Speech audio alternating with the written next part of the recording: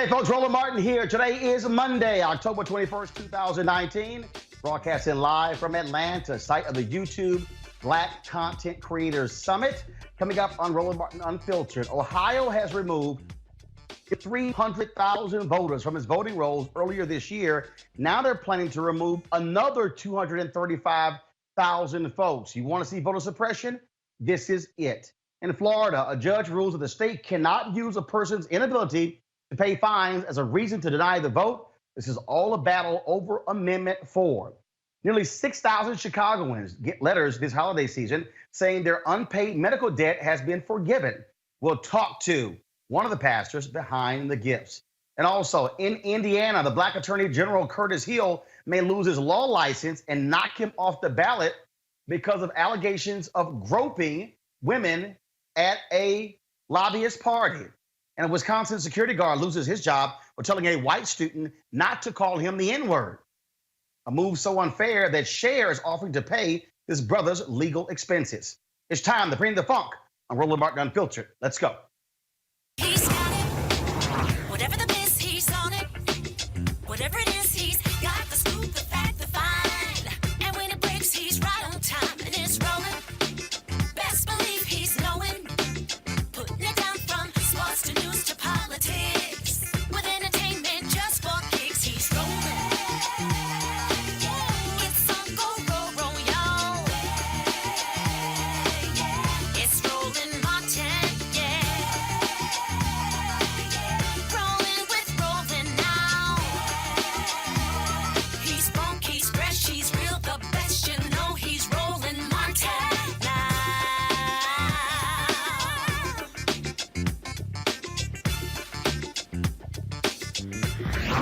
Martin.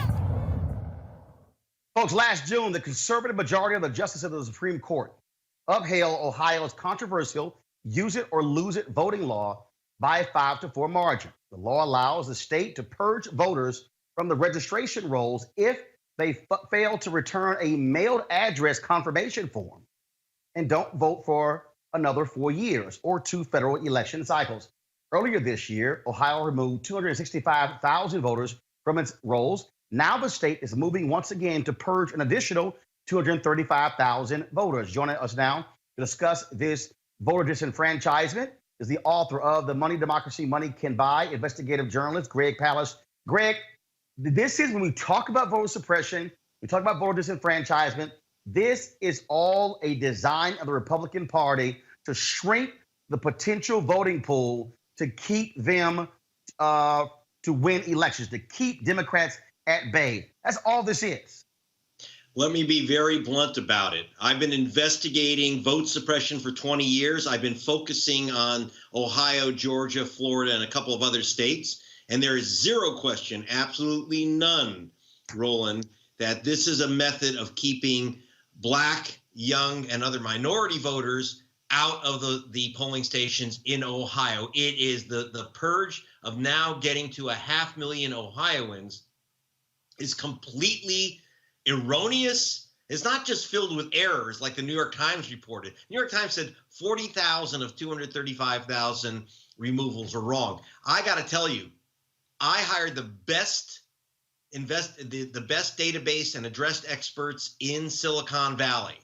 We went through the same method that was used in Ohio by the GOP secretaries of state to remove Black voters and other voters in Ohio, that they did the same trick in Georgia last year in 2018.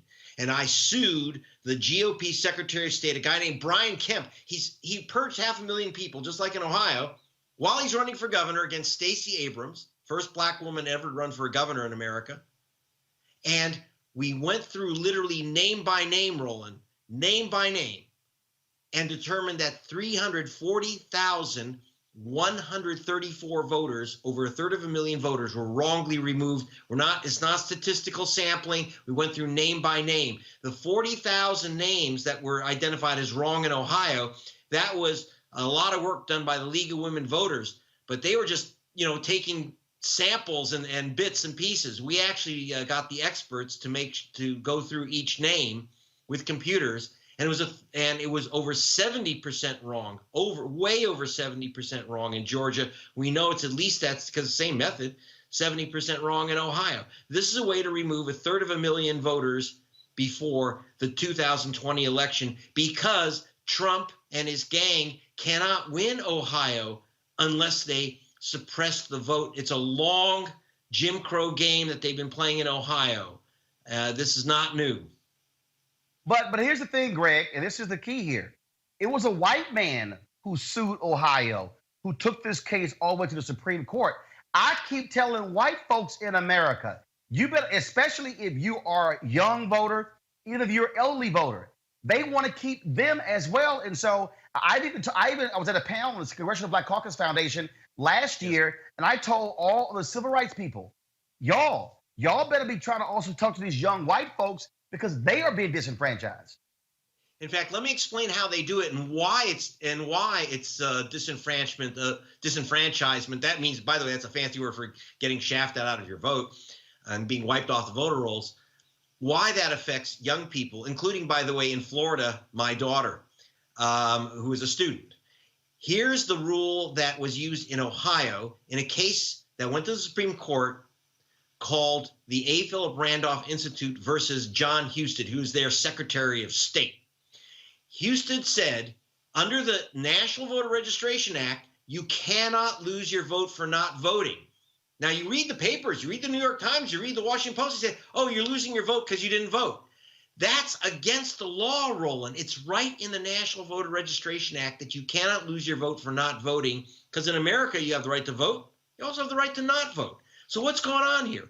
Because John Husted, the Ohio Secretary of State, like Brian Kemp, the guy who stole the election in Georgia, they're using the same trick. They're saying, we're not removing people because they didn't vote. Not voting is simply evidence that they've moved. And how do we know? Well, we don't just use not voting. As you mentioned before, you get a postcard. Now, so you don't vote a couple of elections, you get a postcard, maybe you miss another election, and they take you off the voter rolls. Does that mean you've moved because you haven't voted or you didn't respond to their postcard? Not at all. That's why we got the guys who work for Amazon and eBay and American Express. By the way, you notice that to prove, and they said 300 in Georgia, 340,134 people had never ever moved, and yet they were removed, purged from the voter rolls. Ohio's using the same faulty method deliberately. Why? Are you ready for this? When you use postcards, it's actually a racist Jim Crow trick. Because when you send out postcards to people and expect a response and say your vote's only saved if you return the postcard, what that requires is that you get the postcard. Now, if you're a student like my daughter who moves dorms every year, you won't get the postcard. You lose your vote. If you are a renter, who rents? Low-income people, people of color, people in urban areas. We had a woman in Georgia who literally moved her apartment within a single building, so the postcard was not forwarded to her to return. So if you're a renter and you're moving about, and by the way, even if you move within your county, you don't have to re-register to vote, but you won't get that card and they'll take you off the voter rolls.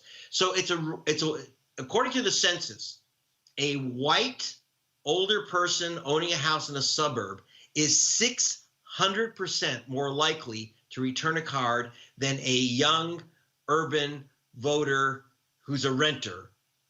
And in other words, it's very simple. You use the postcard trick. White people respond. Poor people, young people, people who move, renters, voters of color are not going to respond. They know it. And that's why they're using that postcard trick. And even not voting in a midterm, as you well know, because of gerrymandering, you've got this issue where you have a lot of districts where if you're black and you're either put into a white district where your vote is drowned and so you don't bother to vote in a midterm, or you're in a stacked district where, like in John Lewis's district in Atlanta, he doesn't have an opponent. So why would you bother to vote, right? So again, the bias is baked in. The Jim Crow tactic is brilliant. Man, I've been warning people about this stuff for years, and it is rearing its ugly head. Greg Palast, we appreciate it, man. Thanks a lot. You're the best, Roland. Thank you. Thank you very much. Joining me right now, Dr. Amos Jones-DeWeaver, political analyst, Dr. Julian Malveaux, economist, president emerita of Bennett College, Julian Boykin, founder, chairman, Young Republicans of Maryland, also. Shermichael, you in the house? I am, Roland. I'm in the house as well. I want to first start with, let's go to Julian. Start with you. Look, this is very simple, and that is Supreme Court has allowed Ohio to do what they're doing, which is, I think, pathetic. And then today, of course, the Supreme Court also invalidated a judicial decision and determined that Michigan's districts there are political gerrymandering. Of course, they had their previous ruling where they said they can't make a determination, which is weak as hell. They can't decide what's political gerrymandering, which is nonsense. But this is clear voter disenfranchisement. Republicans are doing this across the country. Democrats are not. Why? Why are Republicans insisting on disenfranchising voters or purging them from the voting rolls? Because they didn't vote? Really? I don't think it's right to take away a person's right to vote, especially if they're entitled to it. The voter suppression is real. It's been going on for a long time. You know, the underlying message behind it, you know, when you suppress the voter rights, you know, you cut out the numbers. You know, when you do that, you have an underlining message behind it where, you know, the ultimate goal is to win. You know, I think if you have a strong message. But Julian, does it offend you that your party is doing it? It does, because I think if you have a strong platform, you should let the people decide for themselves. You know, I think if you have to cheat in order to win, you know, there's an underlying message behind it. Me, if I'm gonna run, I'm just gonna run and let the people decide for themselves and not have to, you know, result to voter suppression. Sure, Michael, this is what I have consistently said. This is why black people will not really consider Republicans. Yeah. If you mess with the right to vote, black folks are not playing that game. Right. So when it comes to this issue, when it comes to gerrymandering, when it comes to voter suppression, when it comes to all the little gimmicks and the games being played, and Republicans in D.C. and across the country, they got no problem with it because it's about winning. Well, no, you're right. And I think for African Americans, the idea of voting and suppression with voting, particularly as it pertains to us, has been a very systemic issue. And so my hope, Roland, now that we know that this problem exists, I think you have organizations like the NAACP Legal Defense Fund. You have Black Voters Matter, which is a relatively new organization by LaTosha Brown that are focusing on some of these issues in places like Flint, Michigan, where a lot of people aren't focusing on how African Americans are being disenfranchised there as relates to voting. So I'm curious to figure out how we can transform this through the legal system, meaning we challenge this in the courts, but also how on the activist side we continue to make sure that African Americans are aware of what's going on, number one, and number two, we need to make sure that we're taking every single step we possibly can so that we can build the strongest case possible for those folks on the legal side that challenge these things through the judiciary. But Julian, here's the problem. The Supreme Court has ruled. They are the law of the land. They have given the green light to states like Ohio to purge their voting rolls uninhibited. The Supreme Court clearly is wrong, but they are the law of the land. They're our highest court. So I think Michael is right that we need to look at, keep bringing these cases. But the other thing, you talk about the activists, Michael. I don't think if we want to get the vote out, we're going to have to go ground crew and go door to door and talk to people. Are you registered? But that is an additional burden to African American voters. And the fact is that they're not treated the same way. Our voting system is Byzantine. If we compare it to other parts of the world, I mean, some people have same-day registration. That would be a help, but they don't want that. Some folks, you vote by mail. In some countries, you have the election day off so that you don't have to leave work early, go to work late, whatever, to vote. So clearly what Republicans want is to suppress the vote because they know what the demographics look like and what the possibilities are. And clearly, y'all, black Republicans, y'all need to stand up to your party. I mean, you all are African American. You have the same legacy of voter suppression as black Democrats do. And really, you need to stand up to your party. The reason why the Republican Party is so white is because black folks are turned off by tactics that basically disenfranchise them and push us back to the Jim Crow era. So that's why, and both of y'all are intelligent young men, but y'all need to step up. Avis, this is a huge issue because these states get to decide how they want to remove folks from the voting rolls. The Supreme Court has said they can, and as Greg laid out very clearly, they play these gimmicks with how the postcards even look, where you think it's junk mail. Every trick in the book, they're definitely going to try. And this is, as has been alluded to, this is an outcome of the gutting of the Voting Rights Act, which has yet to be corrected. We've talked about this a lot on this show, Roland. What we're seeing right now is a political party that understands the shifting demographics of this nation, and has made the calculated decision that they don't want to play fair, that they don't want to take their ideas to the marketplace and actually judge on the quality of their ideas and run on those ideas. No, what they want to do is subvert the fairness of our democracy, specifically by making it much more difficult for people of color and young people and the very elderly in these circumstances to vote for them, the elderly poor to vote for them as well. It is a calculated strategy in order to solidify white minority rule for decades to come, even as the overall demographics of this nation continue to shift. It is insidious, and until we not only change the voting rights, but also, even though it is an extra burden, make sure that we have organizations that are willing to go out there to do the hard work to maximize voter registration, to make sure that to help people be able to double check to see if their voter registration status is actually up to date for the election. We will once again find ourselves in a situation the day after saying that election was stolen. So unfortunately, it's an extra burden, but we're going to have to take on that extra burden if we're going to fight under these circumstances. Last question for Julian and Shermichael. I have said this for years. To Julian's point, I believe that Black conservatives must speak as a unifying voice in calling out the party when it comes to voter suppression. I think about when Colin Powell, when McCrory was the governor of North Carolina, and Powell went there, and McCrory was sitting in that audience, and Powell called that governor out for his voter suppression tactics. And again, I've been saying this for several years. Why won't Black Republicans, as a unifying voice, stand up and say to the party in D.C., these state parties and local, stop voter suppression, voter disenfranchisement? Who do you want first, Roland? Take your pick. One of you. Go ahead. Go ahead. So, I mean, look, Roland, I think a lot of people are concerned with self-preservation, right?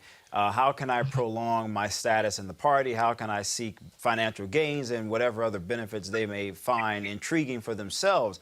And as a result of that, I think that really does sort of hinder a lot of people from moving forward, speaking out on some of these things that they subconsciously or at least consciously should know are morally and ethically objectionable. With that said, however, I do think you have a few voices. I happen to be one of the more better known voices who are saying, hey guys, wait a minute here, we need to change the way we're doing things. You talked about how the demographics are changing, at least Dr. Avis did.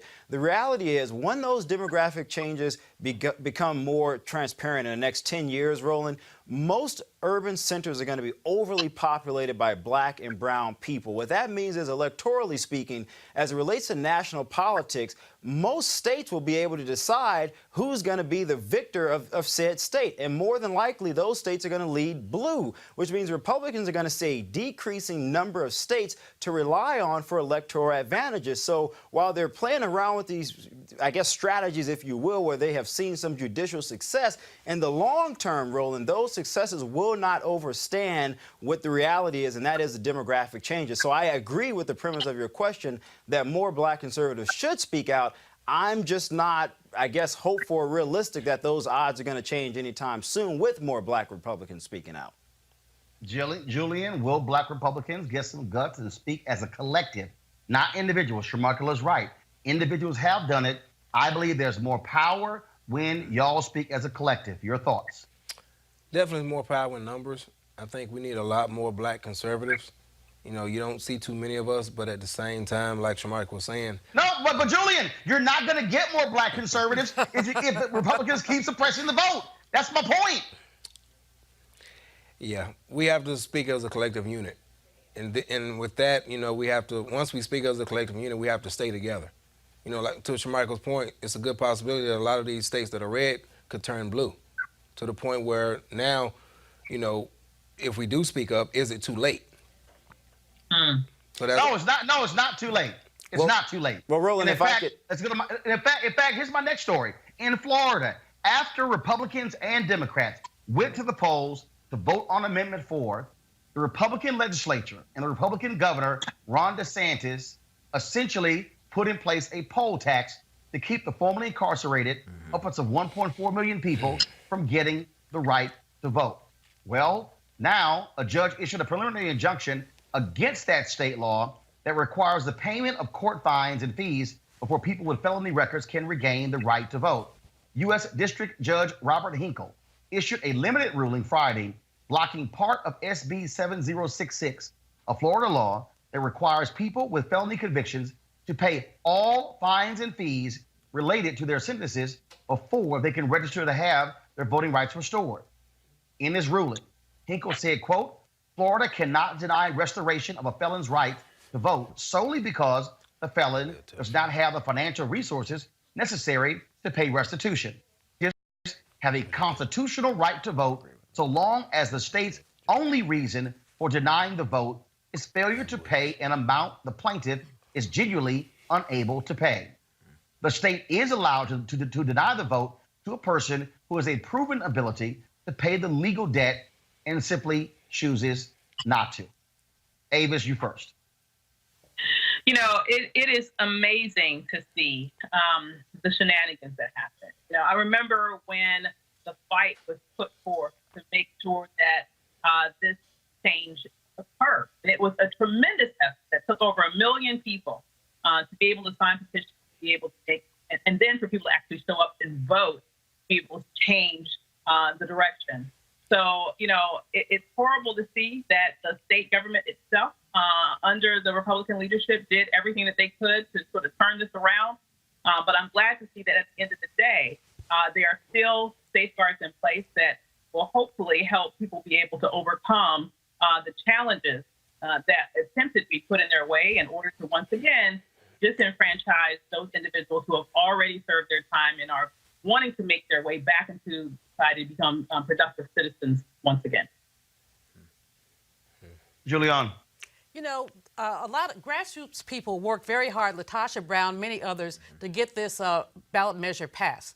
Some of the people who voted for the ballot measure were Republicans. I mean, you have Republican felons too. I lied. No. This passed by 67%. Desmond Meade and his wife Sheena Meade were leading this effort. Desmond, of course, was formerly incarcerated. It took them 10 years to get this on the ballot.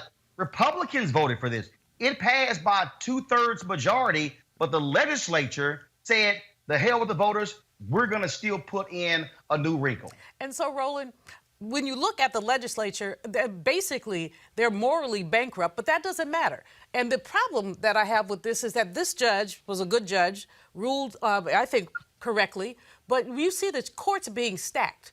If this comes up 5 years from now, 7 years from now, the same issue, who's going to be the judge? 45 has been packing the courts. So first of all, right on to the people who got that amendment passed. Secondly, the legislatures in Florida need to be checked. And thirdly, we need to look at judicial appointments because all these things, all this gerrymandering, this is the last gasp of white supremacy. Sure, Michael. Bottom line is what happened here in Florida was ridiculous. Voters, and this happens across the country, where voters have made decisions at the ballot box, and Republican legislatures have gone back to try to undo and overturn what the voters decided. Well, look, Roland, I mean, I think this is a huge missed opportunity by Republican legislators there and also the Republican State Party of Florida.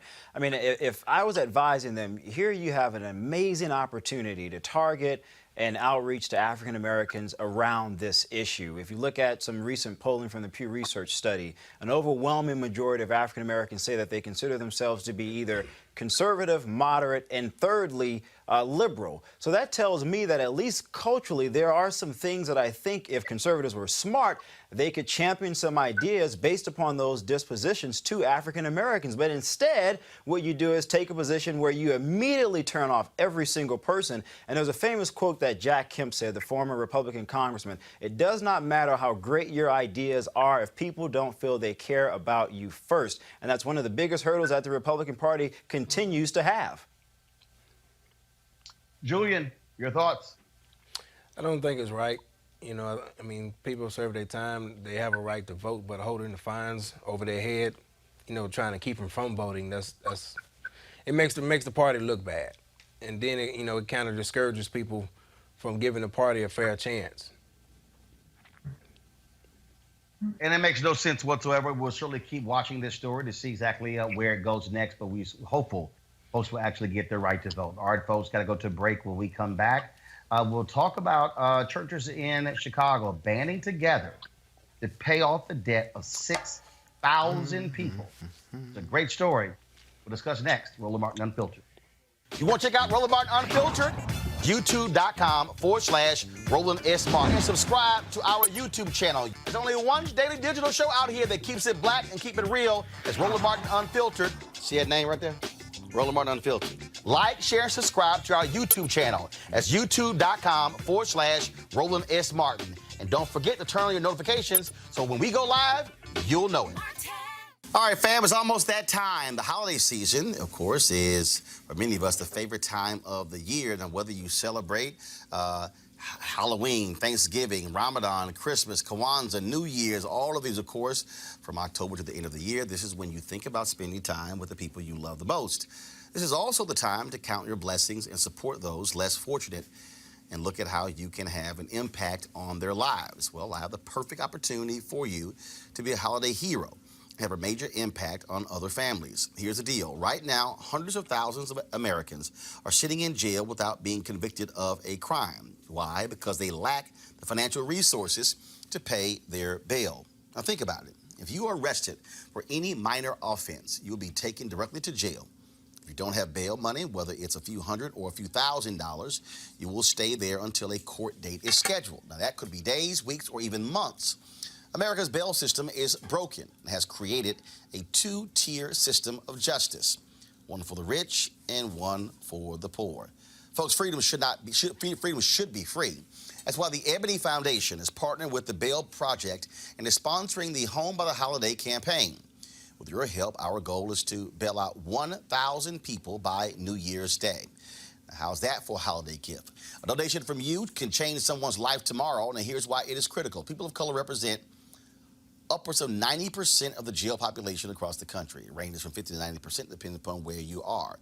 Of course, then when they stayed in jail, 90% of people with misdemeanors ended up pleading guilty. However, when bail was paid, 50% of the cases were dismissed and less than 2% received the jail sentence.